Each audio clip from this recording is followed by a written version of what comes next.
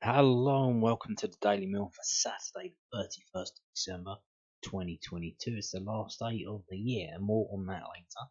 But before we get to that, this rather bizarre story has popped up today. So Mill issue update on memorial stones at the Den. So Mill Football Club wishes to provide supporters with an update relating to the installation of memorial stones at the Den.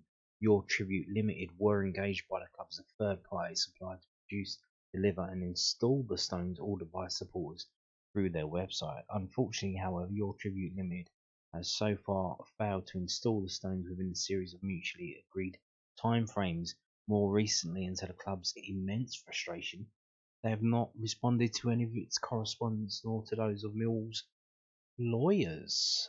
Due to the nature of the purchasing process, along with GDPR regulations, the club does not have information of all orders made, nor the names and contact details of supporters who did so. This is except for the fans who have contacted the club directly and forwarded their order confirmations. The club believes Your Tribute Limited are holding substantial sums of money from your supporters and have as of yet not delivered on contractual obligations. The club continues to discuss and consider next steps with its legal representatives. Given the sensitive nature of the meaning behind purchasing memorial stones, and of course the money invested by fans, the club's efforts continue to be strongly focused towards ensuring their delivery and installation.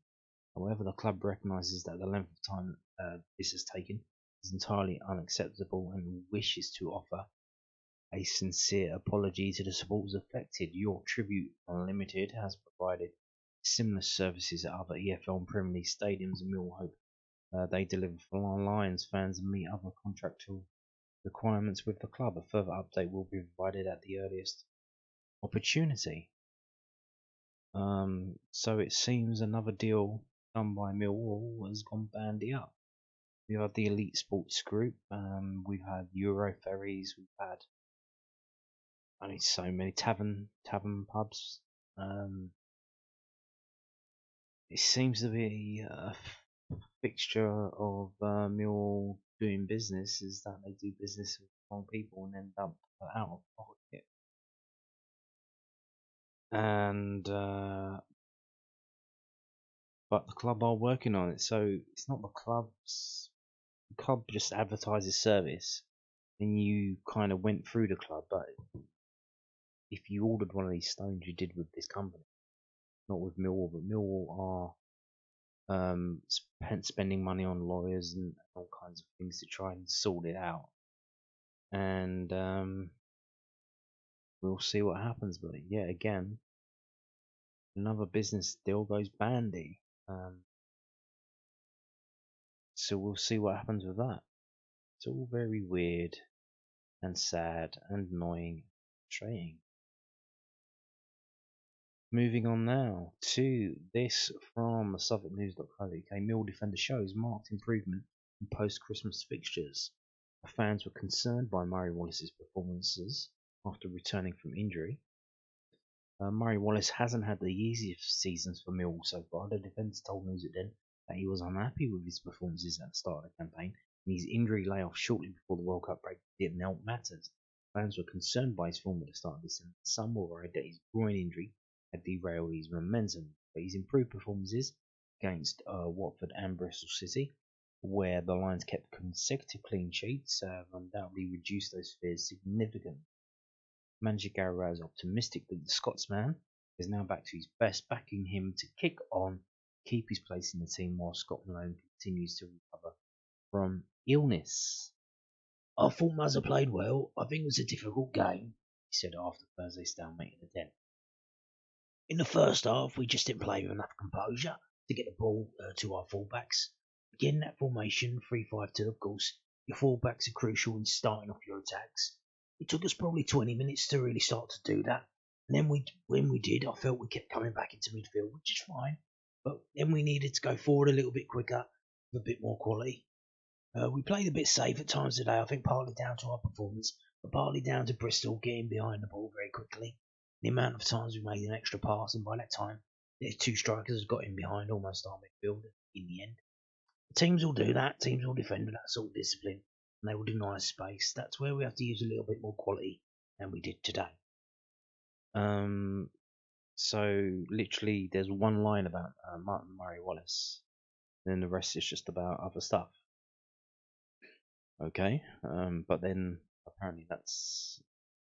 But we all know, we can see with our own eyes that Murray Wallace has been playing a lot better. You might say, in regard to yesterday's review, that he is self-actualized. He has ascended above and beyond his own ability.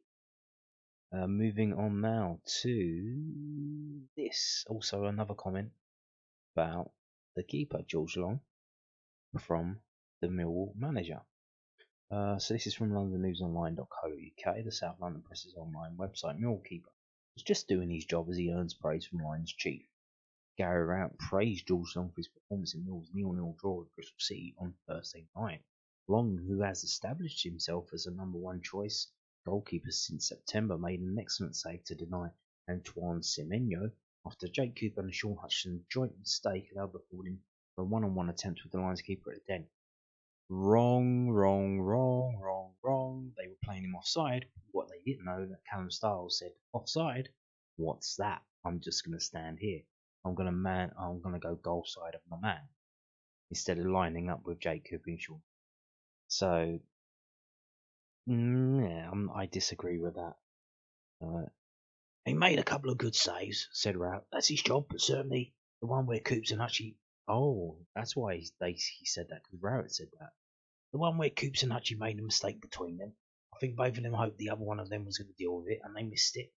That looked like the moment to cost us in the game. That's where you hope your keeper makes a big save. But that save was excellent. A couple of others may not be as tough as that, but he was still consistent.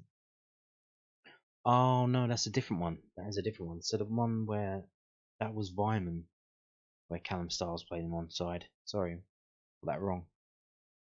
He's talking about there was three with Cooper and Hutch. There was one where they came together on Semenyo and Cooper got him right at the end and cleared it out for a corner. And then there was this other one where George Long had to come out and just do a jumping jack and save it. So okay, I got confused because they had a lot of shots on target. We'll deal with. We had none. So talking about the last day of the year, found this earlier on Twitter from at the Near Post EFL, and they did this graphic. These are the teams that got the most championship points in the year 2022. We are third. Obviously, there are teams who got promoted at the championship, so they didn't get a chance to get any more points, if you understand. Namely, Fulham. But of the teams that are still in the championship, so basically what it is teams from the end of last season, from January 2022 to May 2022, and at the start of this season, from August 2022 to December the 31st, today. These are the teams that got the most points over those, the end of last season, beginning of this season, and here we are. And as someone on the comments on the side says, Millwall's even more impressive when you consider how poor we are away from home. Indeed. Most of these points will be garnered at the Den. If we actually could win away from home, or even just draw, we probably would. If we won away from home, we would probably be in the top two, to be honest with you. If we drew, we'd probably be in the playoffs. But yeah, I thought that was just interesting. But here's the thing: so you look at that, and you think, okay, that's really good, isn't it? That's really, really good. Then we've got this other thing, which I don't know if it gives you more information, maybe helps you out a bit more. This is from experimental361.com. This is a 2022 league table. Points per game, league matches only, Premier League and EFL combined. So you can see up here, Man City, Liverpool, Arsenal, top teams. Then you've got Sheffield Wednesday, which is insane when you think they didn't get promoted, did they? They missed out in the playoffs. You got Stockport, which I don't know if Isaac Lucky saw this before he went there, but that's impressive as well. So, but we're in Millwall. I thought we were doing really well. Well, first championship team is in ninth. That's Sheffield United. They got 1.9 points per game, and then you've got the others that are on that list: Luton and Burnley. Were Burnley on that list? No. So Burnley are not even on that list because obviously they were in the Premier League. This is combined. This probably includes their results from the Premier League when they got relegated, which is kind of impressive because they were like rock bottom, weren't they, Burnley? So to still get 23rd, well, basically just off of their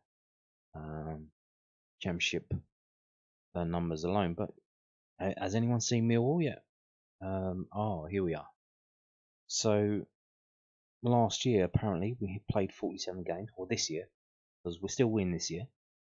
In 2022, we played 47 league games. We won 20 of them. We drew 12. We lost 15. We scored 57 goals and conceded 47. And that gave us 72 points, which is 1.53 points per game, which we know Garrett said he tracks the points per game. He doesn't really look at where we are in the league. He tracks the points per game. So is that good, Gary? Is that bad? I don't know. But so when you compare this one here, oh, that's really good. That's fantastic. And then you just take a little step back and see a bit more of the general landscape. You can see it's good, but it's not superb. So we are now going to preview tomorrow's game. Overseas match passes are available, but home UK match passes are not. So you might want to get your VPN out. Yes, it's a day for a VPN. Because it's technically it's a Saturday game, but it's on Sunday. It's a weekend game.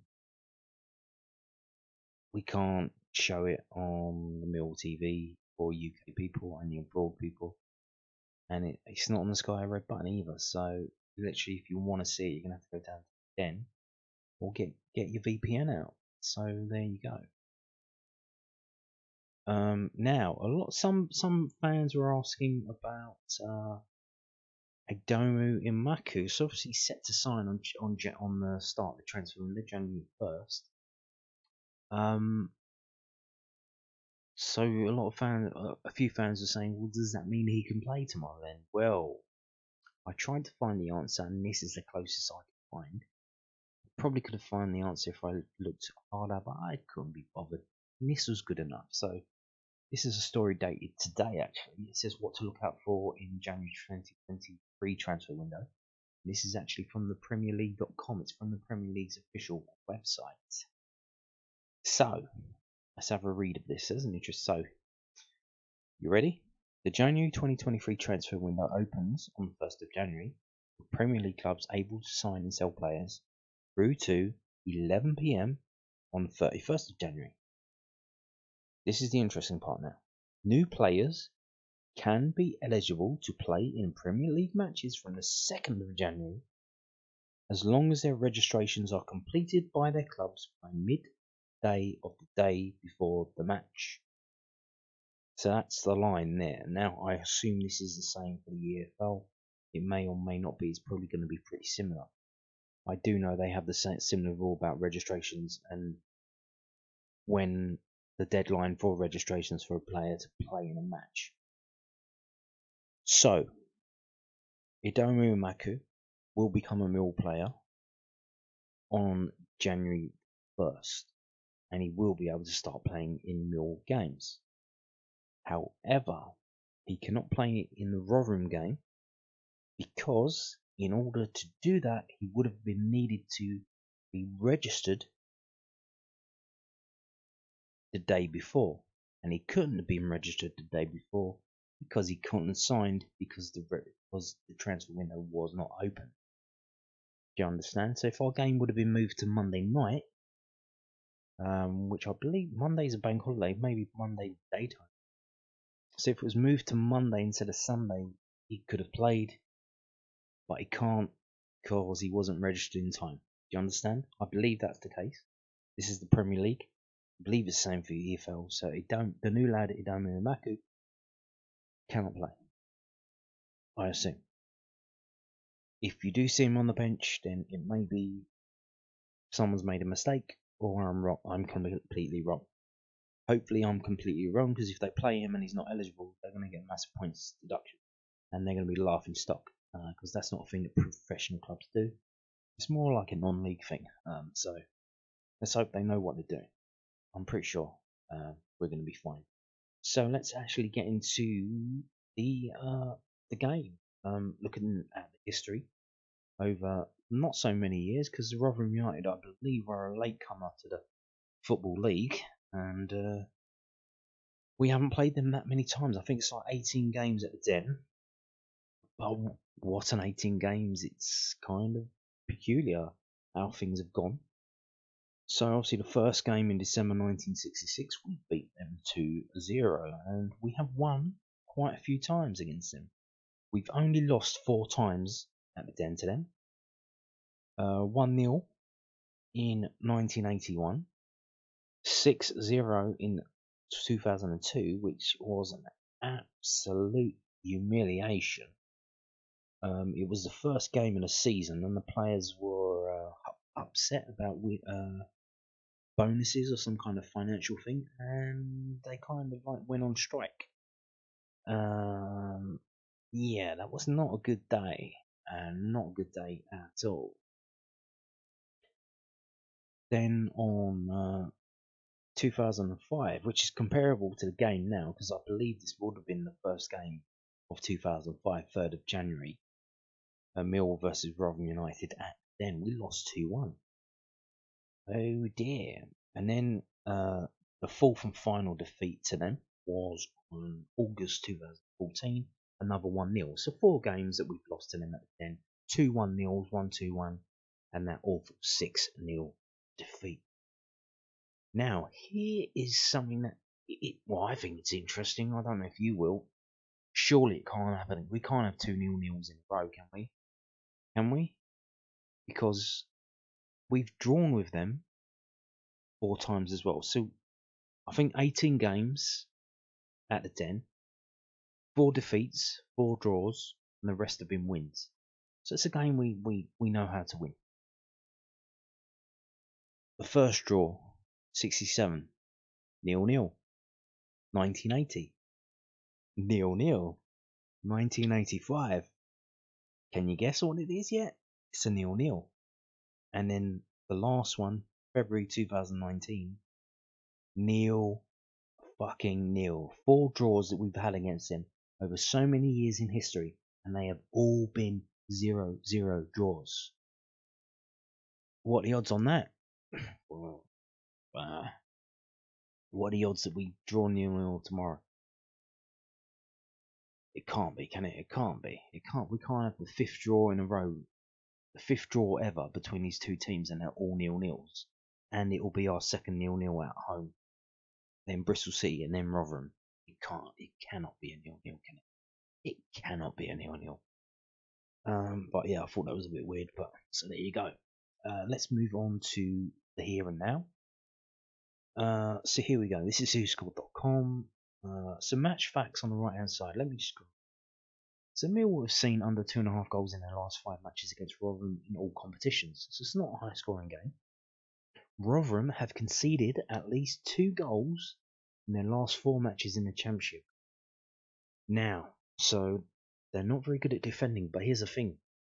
In order to you need to be attacking a team that's not very good at defending in order to score goals.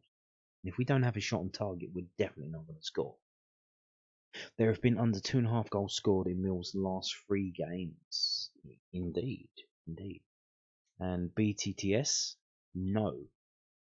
Only against Wigan. The last, 4 games, only 1 BTTS and 3 no BTTS. If you don't know what that is, then good luck. Well done. You've done well in life. Rotherham have failed to win 10 of their last 11 matches. So failed to win 10. So they've only won one game out of 11. One win out of 11.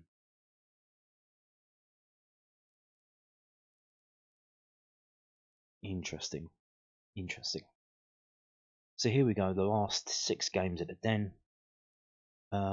As you can see, there is a 4-0 to Millwall there. There's 2 red cards for Rotherham. And one of them was a 4-0 win. And one of them, under the management of Gary Rowett, was only a 1-0 win. But over these 6 games, we've scored 8 goals. They've scored 4. But they've got 10 yellow cards and 2 red cards. And we've got 3 wins, 1 draw, and 2 defeats. Okay. Here is where the state table stands now. We dropped another place, I believe. We're down to 9th now.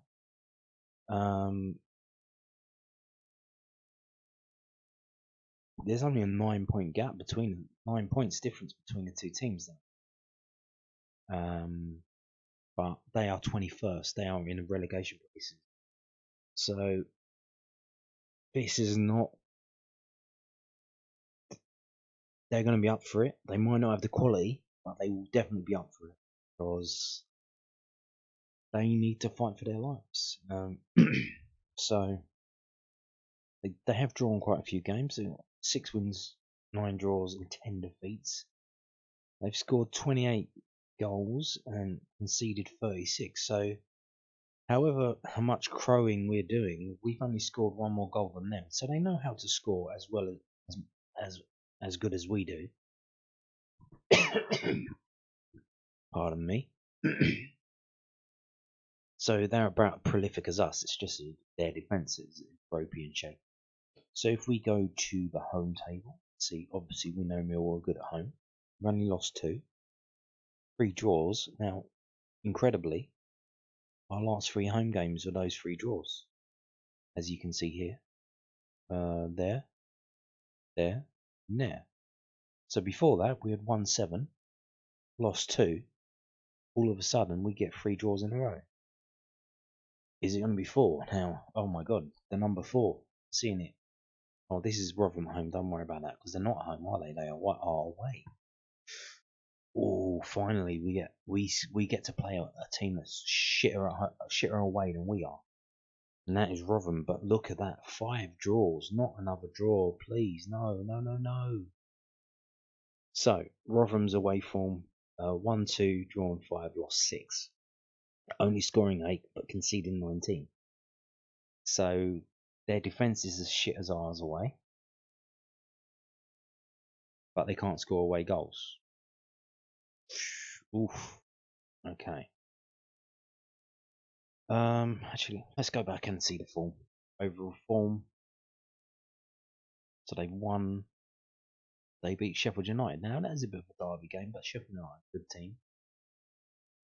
So they went to Sheffield United and smash and grab 1-0. That's interesting. Okay.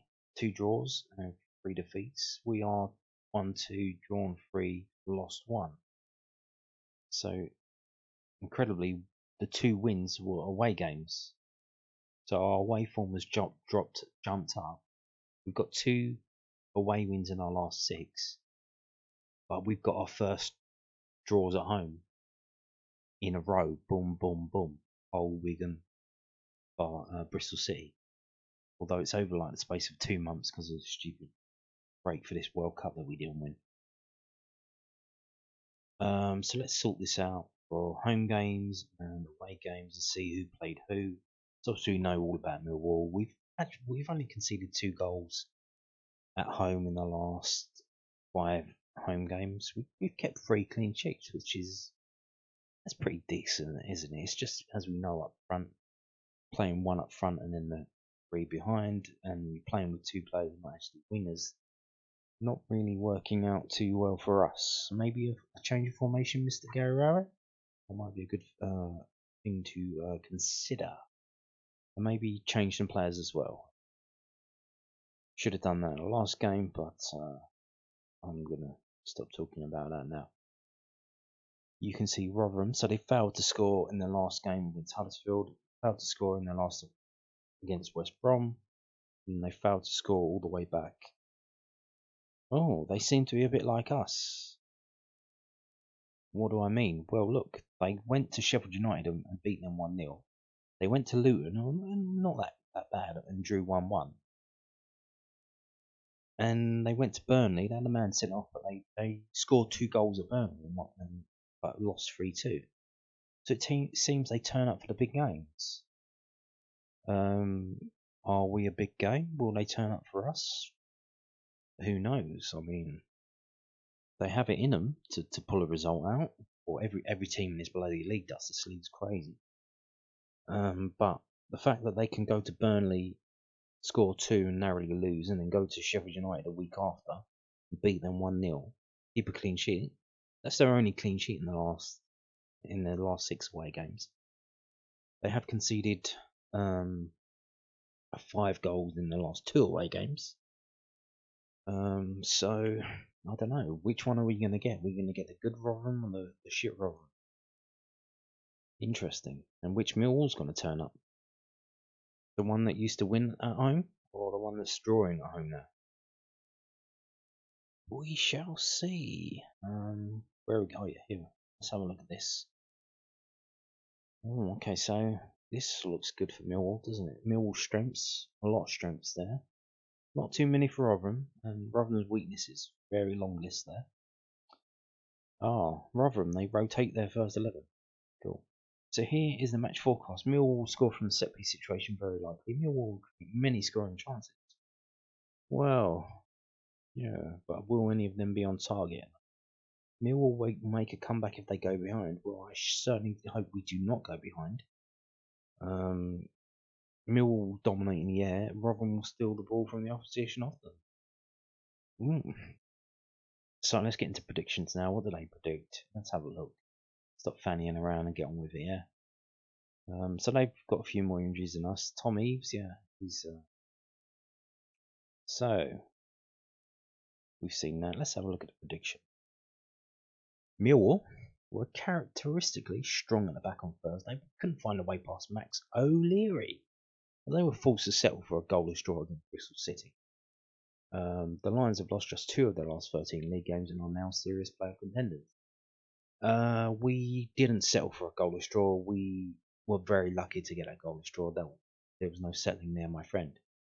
Mr. Harry Smith, who wrote this. Rotherham were well beaten by local relegation rivals Huddersfield on Thursday in an extremely concerning match for the Millers. Matt Taylor's men are in free fall at the moment, following 5 league games without a win and now sit just 2 points clear of drop zone. Dun dun dun. And they predict Millwall 2, Rotherham 0. Okay. Man of the match. Someone's predicted that Scott Malone will get 2. There have been 2 votes for Scott Malone to be man of the match. Okay. Will he be playing then? Is he going to be playing? Maybe he's going to be the winger. Maybe play him as a winger. I don't know. We need something. So let's have a look. So, WhoScored.com predicts Mill 2, Rotherham 0. What does the Skyman, David Patton, think? I wonder where we are. Where are we? Probably right at the bottom again.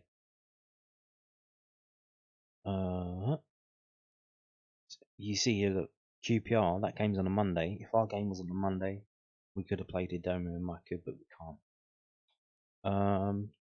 So, he predicts Millwall 2, Rotherham 0. Okay, now, this is going to be very conditional. Very, very conditional.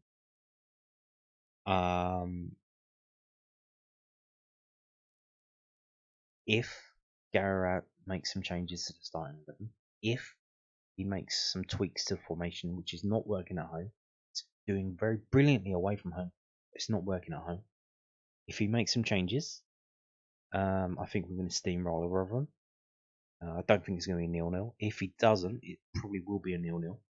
If he keeps to the same formation that hasn't been working at home, that leaves the one up top isolated when you've got. He just literally said Bristol City were playing with 5 at the back, and you're playing one up front, and you're expecting 3 players to bomb on and join him, and that still leaves you outnumbered 5-4.